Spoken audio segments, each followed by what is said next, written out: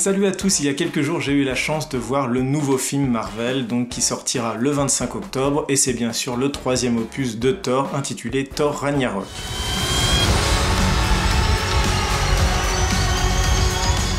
Difficile de vous dire si j'ai apprécié le film parce que je ne le sais pas moi-même. En fait, d'un côté j'ai passé un très bon moment pendant les 2h10 que dure Thor Ragnarok, mais d'un autre côté, il y a plein de petites choses qui m'ont déçu de la part de Marvel. Alors ce que je vous propose tout simplement, c'est de faire une vidéo en deux parties. On va commencer la première partie, je vais vous dire pourquoi j'ai adoré le film, pourquoi j'ai passé un très bon moment. Et dans une deuxième partie, on va tout simplement évoquer toutes les parties qui m'ont un peu rebuté, les choses que j'ai moins aimées, les choses que je trouve dommage d'apporter à un film comme Ragnarok. Ça vous va ? Thor Ragnarok est le troisième opus de la saga Thor sur le dieu du tonnerre et il est réalisé par Taika Waititi. Comme le t-shirt. Au casting dans le rôle de Thor, on retrouve toujours Chris Hemsworth. On a aussi le personnage de Loki interprété par Tom Hiddleston et on a le grand méchant qui est Hela et qui est interprété par Cate Blanchett. Vous l'avez vu dans les bandes annonces, il y a aussi le personnage de Hulk avec Mark Ruffalo. Et il y a un autre personnage de l'écurie Marvel, un autre super-héros, je vais pas le mentionner pour vous garder la surprise, mais il y a un autre personnage qui a pas un rôle important, mais qui apparaît quand même pas mal à l'écran au début du film. Dans Thor Ragnarok, on retrouve Thor privé de son célèbre marteau, piégé sur une planète où il va devoir affronter d'autres gladiateurs dans une immense arène pour, amuser le peuple. Vous le savez, lors de ces combats, bien sûr, il va se retrouver face à ce qu'il pense être un ami, entre autres le personnage de Hulk. Il devra survivre, il devra lutter, mais il devra aussi empêcher Hela, le grand méchant du film, d'accomplir le Ragnarok et donc de détruire les mondes et surtout détruire le peuple d'Asgard. Alors Thor Ragnarok est clairement très efficace et pour moi largement le meilleur des trois films que nous avons eu sur le dieu du tonnerre, Thor.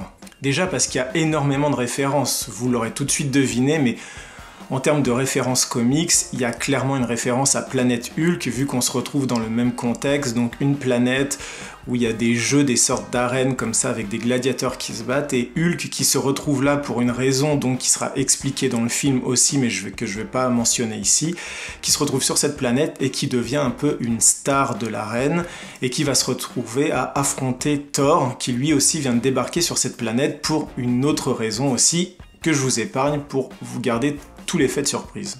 Et il peut y avoir aussi plein d'autres petites références aux comics, notamment à Ultimate Wolverine versus Hulk.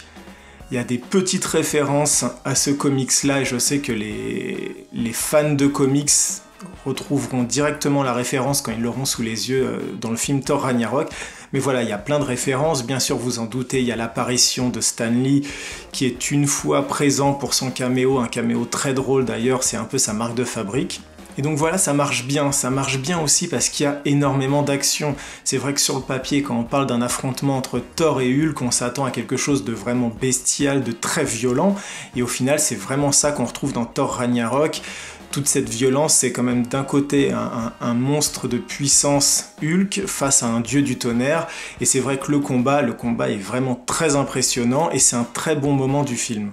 Heureusement, tout ne se résume pas au combat de Hulk contre Thor, il y a aussi le méchant, la méchante, j'ai envie de dire, Hela, donc qui est très puissante, un peu au niveau d'Odin, voire de Thor, et donc là aussi les combats vont être franchement très impressionnants, très spectaculaires, il y a une grosse débauche d'effets spéciaux, ça casse, ça détruit, ça projette dans tous les sens, c'est franchement très impressionnant, et les combats en plus sont assez longs, donc c'est très très jouissif. Surtout que par-dessus tous ces combats et toute cette avalanche d'effets spéciaux, il y a aussi énormément de musique. Et là, j'ai l'impression que les films Gardiens de la Galaxie ont eu leur petit effet, vu qu'on retrouve tout un lot de musique rétro, comme ça, du rock classique qui est ajouté aux scènes d'action. On avait trouvé ça franchement très impressionnant et très agréable dans les Gardiens de la Galaxie 1 et 2, donc j'ai l'impression que l'industrie Marvel maintenant a décidé de mettre ça sur à peu près tous ses films. Donc sur certaines scènes d'action, par exemple certains combats, on peut retrouver du Led Zeppelin. C'est très agréable à regarder, à écouter, mais on a l'impression c'est une sensation de déjà-vu. Enfin, l'autre intérêt majeur de Thor Ragnarok, c'est l'humour. On rigole non-stop du début à la fin. Pendant 2h10 que dure le film, j'ai l'impression qu'il y a une blague toutes les minutes, toutes les 2 minutes. Ça s'enchaîne, c'est du Thor extrêmement drôle. Il y a du Hulk aussi qui a de très belles répliques et on rigole non-stop, non-stop, non-stop.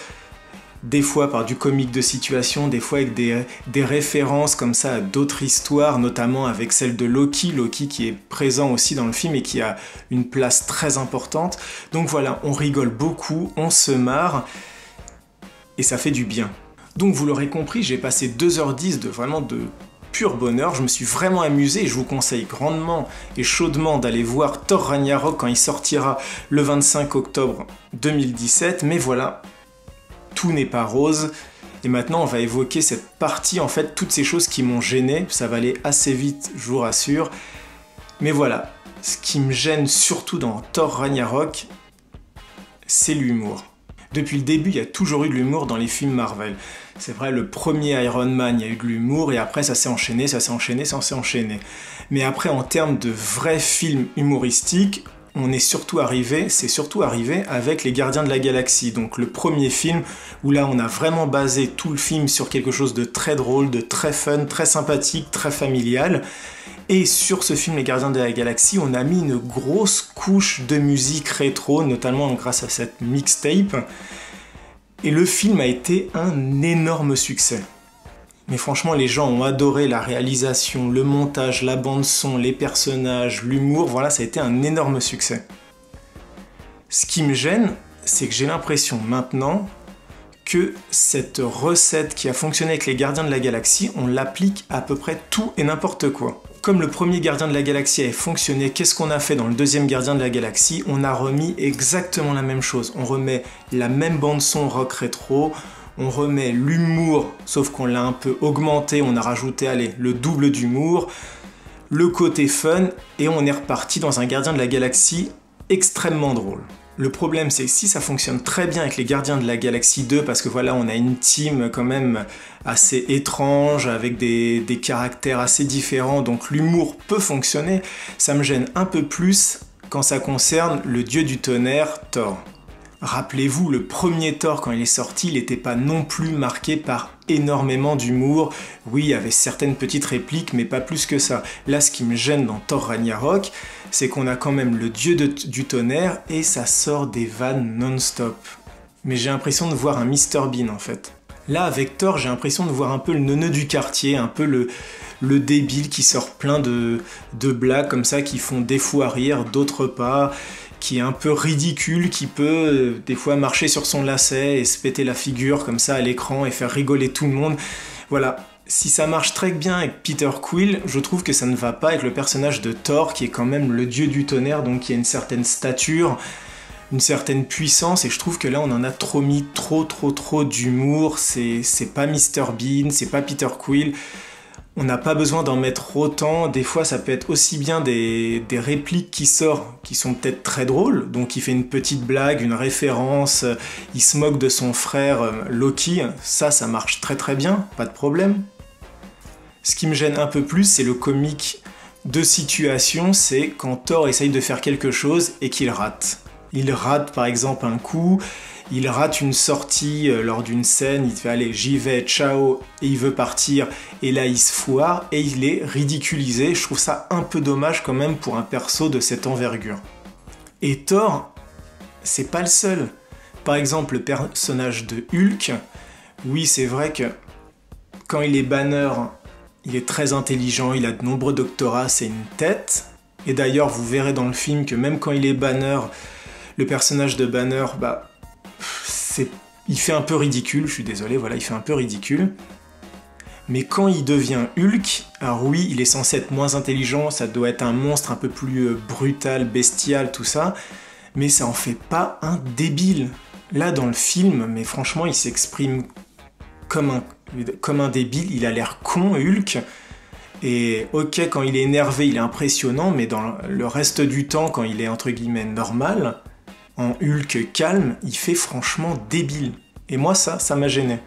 En plus, vous pourrez le voir, il y a d'autres personnages qui sont apportés dans ce film-là, que vous pourrez reconnaître parce que peut-être que vous les aurez vus dans un dessin animé sur les Avengers ou dans un comics et vous dites « Ah, ce personnage, normalement, il est monstrueux, il est puissant. » Et là, qu'est-ce qui se passe dans le film? Il fait des petites vannes rigolotes et c'est un personnage ridicule qui normalement est censé être un grand méchant quand même, très impressionnant, ennemi de Thor. Et on en fait un personnage un peu con, tout simplement, avec des scènes d'action qui sont censées être spectaculaires, mais quand elles arrivent, au final, elles sont plus ridicules parce qu'on a essayé d'y ajouter une touche d'humour et je trouve ça mais vraiment dommage. Donc voilà, vous l'aurez compris, j'ai passé quand même un bon moment à regarder Thor Ragnarok au cinéma, un film qui dure 2h10 et on voit vraiment pas le temps passer, c'est agréable, ça rigole beaucoup, il y a de très très belles scènes d'action, il y a un beau casting quand même, il y a des personnages de l'univers Marvel qui interviennent dans le film et ça c'est génial.